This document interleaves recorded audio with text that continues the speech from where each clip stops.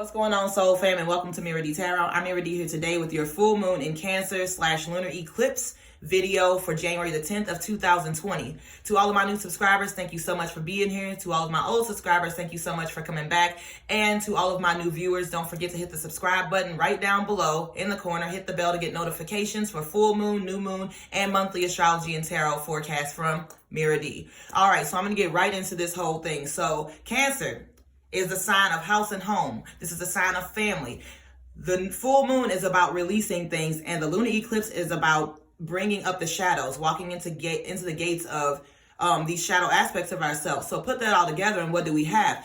Now we are dealing with all of these old issues, old family patterns, old habits that we've developed, dealing with our household, dealing with ourselves, our body, our own health, with who we are, within ourselves as well. So right now we have a lot of this energy coming up that has to do with looking at old patterns, recognizing family dynamics, looking at our old childhood trauma, things that are affecting us that we haven't even realized have been affecting us all along.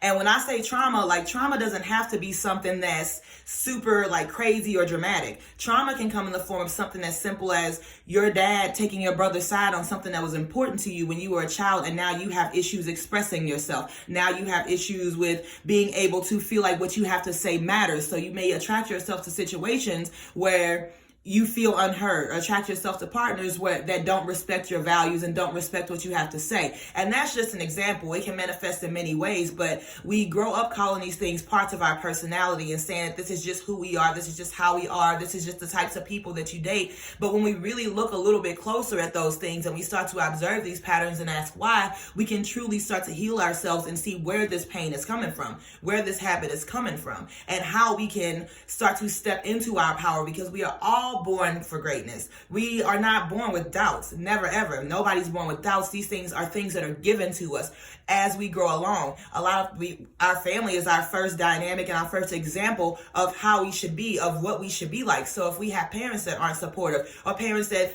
are too supportive, we could grow into these habits of feeling like the world owes us something, or feeling like we're not good enough for the things that this world has to offer us. And so trauma can go deeper than that. Of course it can, and things like that. But right now you're probably paying attention to, and through the first 3 days and the 3 days after this moon, we're probably going to start recognizing our family dynamics. We might be sitting at dinner with our family and be like, this is something that's always going on. We might start to see this with fresh eyes. We may take our blinders off, our filters off, and start to be able to see how these family dynamics are coming up. And from these family dynamics, we're able to observe things about ourselves. How am I treating myself? How do I talk to myself every day? What kind of things do I say about my body? How does my body feel? Where did these habits come from? And where did these thoughts and these ideas about this person that I am come from as well? So it's really about zoning in and honing in on these parts of ourselves that have been just created through repetition and through subconscious programming with our families and stuff. It's a really healthy thing, because we're stepping into the beginning of 2020. It's all about finding our footing. And so with finding our footing comes, again, clearing out and understanding who we are as a true soul, beyond our habits and beyond the things that we've developed because of outside influences. So this is really about stepping into yourself. So it's going to be super powerful. Are we taking care of ourselves? How are we eating? What kind of people are we surrounding ourselves with? If we weren't surrounded by this identity, these social dynamics that we've built, if we weren't surrounded by making the people around us comfortable with who we are, with what they're used to us being and things like that, what would we be? Who would we be? What would we be doing? So these are all very important things to look at if you are trying to step into your highest and truest self. And it feels uncomfortable at first. It really does, because with change comes a lot of letting go. That means letting go of certain people who are in your life. That means letting go of certain habits and ideas. For instance, when I was younger, I just finally moved back to my hometown and everything. And I've spent 2 years out and about, finding myself, figuring out who I am without any of these things, breaking down old habits. And it was tough. It was super duper tough, because I didn't know who I was without any of these things. And the toughest thing was moving to a completely new place. And having to figure out who I was without any of this stuff. And so it was very, very, very difficult. And it took me a few months to get past it. However, the whole point is that I realized that a lot of these things aren't me. And now that I'm back in this environment, I realize that a lot of people don't know Miranda without a bottle of peach Amsterdam in her hand. I used to have a serious problem with drinking. And so a lot of people don't understand who I am without the drinking. A lot of people don't understand how to interact with me without constantly smoking cigarettes or going to a bar, things like that. And so it's proven to be just a bit difficult to recalibrate and to step into this reality with who I am as a truth and not who people are used to me being. But with that has come the fact that there's a lot of people that I don't want to hang around with. The old group of friends that I used to have, it doesn't fit into the lifestyle that I'm living now. But I have now opened up space to be able to create a life where I'm living with things that are in my vibration. I'm doing healing things, finding people who are also in the process of healing, and finding people who are trying to expand and grow into themselves, people who have grown into themselves, mentors who are leading me higher to myself as well. So this is just a part of the process, and I'm going to go ahead and get into the tarot reading for everything. All right, fam jam. So today I'm working with the Charmin Burke deck, my oldest deck of cards that I've had. I've got a couple other decks up here hanging out. Got the Hermetic Tarot, the Thoth deck, and the Native Healing Native Healing Oracle, which I'll be working with here in a little bit. So I'm going to go with what the releasing energy is, what the challenge is going to be in this releasing energy, and then also the grounding energy. So we're going to start here with what we're releasing. Okay, so we've got the Star. We got the Two of Cups, all reversed. We got Judgment. And we've got the Seven of Wands. All right, so with this placement here, so the Seven of Wands is all about these inner battles. The Judgment is all about seeing things in direct response to how it's been handled. The Two is about our connection. And the Star is all about kind of seeing the light at the end of the tunnel. So with what we're releasing is we're taking away anything that doesn't help us to connect, anything that keeps us disconnected from ourselves, or taking away anything that keeps us disconnected from other people, from making our truest and highest connections, from we're getting it. So with the Seven of Wands here, though, is really about these inner battles and things like that. That's what's really keeping us from ourselves. And if we look back further, the Judgment is about seeing things in direct response to how they have been handled. So this is really looking at the past, really observing the past, really looking at that, going way back, digging deep to see what has affected you in such a way that you do have this inner turmoil. Because living as our true and highest selves is supposed to be easy. When we're living in the flow and we're living in our truth,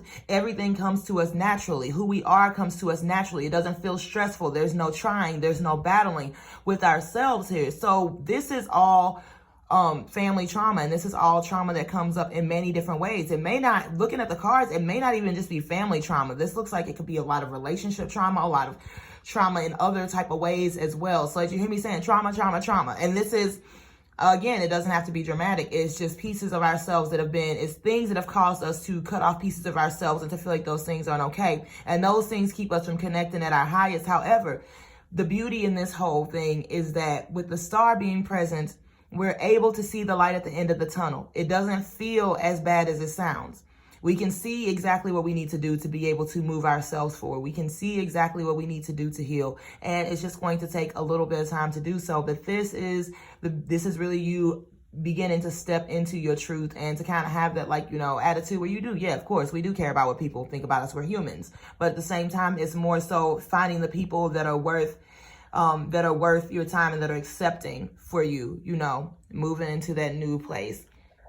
So the challenge here is going to be the King of Wands reversed, the Eight of Swords, the Hermit, and the Eight of Wands. So the challenge here is going to be a feeling of kind of feeling trapped, kind of feeling stuck. The challenge is going to be the fear of being alone, and then also not really knowing what chances to take, not really knowing okay, well, without these things, who am I? As I explained earlier, that's just part of the process. That's just part of what comes up for us is when you break out of this new identity, this old identity, and start to step into your truth, then you really have to take this time to, there are going to be points where you're alone. You have to take this time to, figure out what steps you do take, to listen to your heart, to listen to your truth. This is not a time for asking, friends, well, what should I do about this? This is a time of asking yourself what you should do about things. So that's going to be the challenge, is there's going to be a feeling of aloneness in this, but this feeling will pass. It only feels alone because we've always had other people around us and other things to kind of tell us what to do, to kind of give us guidance, to kind of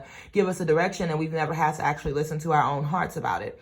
So with the with the King of Wands coming up there, he is a very playful thing. Treat this in a very playful manner. So don't take it too seriously. Yes, it does suck and everything, but treat it like a game. You know, see what you can create. Figure out how you can create. Open yourself up to make it exciting for the future. Like, don't fall into like this aspect. Well, try not to fall into this aspect where you're like, oh, it has to be like this or it has to be like this, and it's like, no. Just like try to treat it like it's exciting to step into something new, almost like opening up like a mystery box of your life and of yourself. So that's the energy that's coming up here in the challenges and so what. And here in the grounding energy, we see, all right, so in the grounding energy, we see the Page of Pentacles and the Justice card. So this is going to be a lot of mental willpower as well. This is going to be a lot of finding balance through the mind. This is going to be a lot of, yes, because when the thing about letting go of old habits is that they feel comfortable because we're used to them. And so there's going to come points where we have to talk ourselves to. So like talk ourselves out of like following the feeling that feels comfortable. Like I said, it's going to be uncomfortable and opening ourselves up to new things. So, one of the things that I advise is to kind of write down a list of values. Write down what your values are. Write down what you expect out of yourself. Write down who you want to become. Write down things like that. Simple, like just simple things. It doesn't have to be a lot. It can be like, write 1 or 2 sentences, maybe 3 things down that you value. Top 3 values. And if things don't fit into that box, then you have to release them. And that's just part of the growth and the journey. And so it shows also here with the 10 of Wands that we've been carrying things in a way that hasn't necessarily been the easiest way. We've been carrying baggage that isn't ours, but the Knight of Wands shows us our freedom.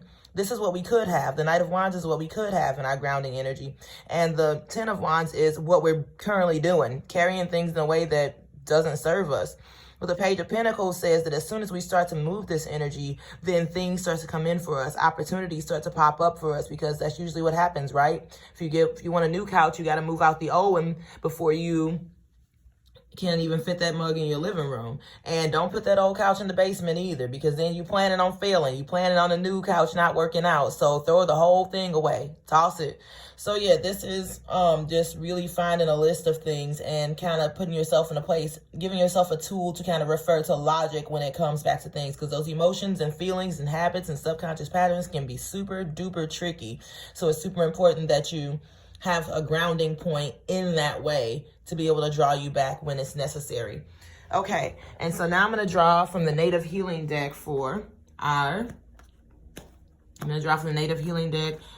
overall energy and our advice and guidance for helping us to get through and release in this full moon and this eclipse. All right, stillness. All right, so we got stillness, which is number 31 here. All right.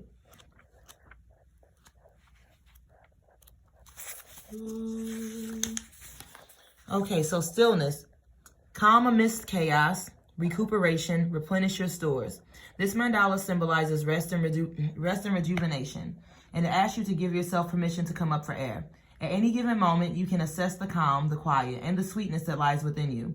Even amidst what can feel like a constant overflow of intensity and overstimulation, there is a place of rest and rejuvenation within. This is your place. The frog may choose to be carried away by fast-moving waters, knowing it will arrive safely at its next destination. Sometimes this fast pace is perfect. However, when it hears its body's need to be still, it can rest upon lily pads, watching and allowing the rapid waters to rush by, knowing that this too shall pass. This mandala also presents when one is feeling out of their